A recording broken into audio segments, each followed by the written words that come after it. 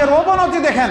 বলছিলাম যে খারাপ মানুষ তো খারাপ মানুষ এই হালাল হারাম ইনকামে আছে, ভালো চেহারার মানুষও এখন হারামে এমন করে প্রবেশ করেছে যে বের হওয়ার আর কোনো রাস্তা সে পাচ্ছে না। রাসূল করিম সাল্লাল্লাহু আলাইহি সাল্লামের ওই হাদিস আপনারা স্মরণ করেন। আল্লাহ রাসূল সাল্লাল্লাহু আলাইহি সাল্লাম বলেছেন, এমন এক সময় আসবে কিয়ামতের পূর্বে যখন মানুষ ইনকাম করবে কিন্তু ইনকামের হালাল হারাম দেখবে না। আমিন হালালিন আমিন হারামিন, এটা সে হালাল থেকে ইনকাম করলো না হারাম থেকে ইনকাম করলো, টাকাটা হাতে আসলেই মনে করছে এটা আমার সম্পদ। সমাজের অবনতি কতখানি। মানুষ আজকাল ধার করতে যাচ্ছে তো ধার পাচ্ছে না। কেন ভাই ধার পাচ্ছে না, দিচ্ছে না কেন মানুষ ধার? জানেন ধারের ফজিলত? একজন মানুষ যদি কাউকে 2 বার ধার দেয় তাহলে 1 বার দান করার মতো নেকি পায়। কিন্তু আজ মানুষ আর ধার দিতে চায় না। কেন?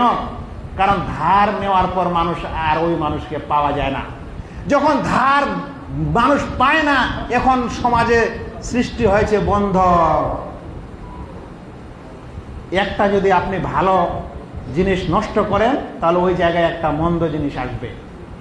বা ধারের নিয়ম ছিল যে একজন মুসলিম মানুষ, মুসলিম ভাই কষ্টে পড়েছে, 5,000 10,000 আপনার কাছে ধার নিতে এসছে, ভাই 1 মাস পর দিব, টাকাটা নিয়ে গেল, 1 মাস পর আপনাকে হাজির করে দিল। আলহামদুলিল্লাহ, আপনি ধার দিলেন ভাইকে, আপনি দুনিয়ার এই মুসিবত পেরেশানি থেকে দূর করলেন, আল্লাহ তাআলা আপনার দূর করে দিবে কিয়ামতের দিন। এটা আল্লাহ তাআলার ওয়াদা। সহিহ মুসলিমে হাদিসে কুদসিতে এসেছে যে দুনিয়ার কোনো মানুষের পেরেশানি যদি কেউ দূর করে, মান নাফাসা মুমিনিন কুরবাতাম মিন কুরাবিদ দুনিয়া, দুনিয়ার কোন একটা কষ্ট যদি পেরেশানিকে দূর করে, আখিরাতে আল্লাহ রাব্বুল আলামিন তার কষ্ট ও পেরেশানি দূর করবেন।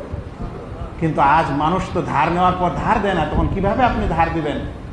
কতগুলো কেসা কাহিনী শুনবেন, আমার জীবনের কতটা শুনবেন।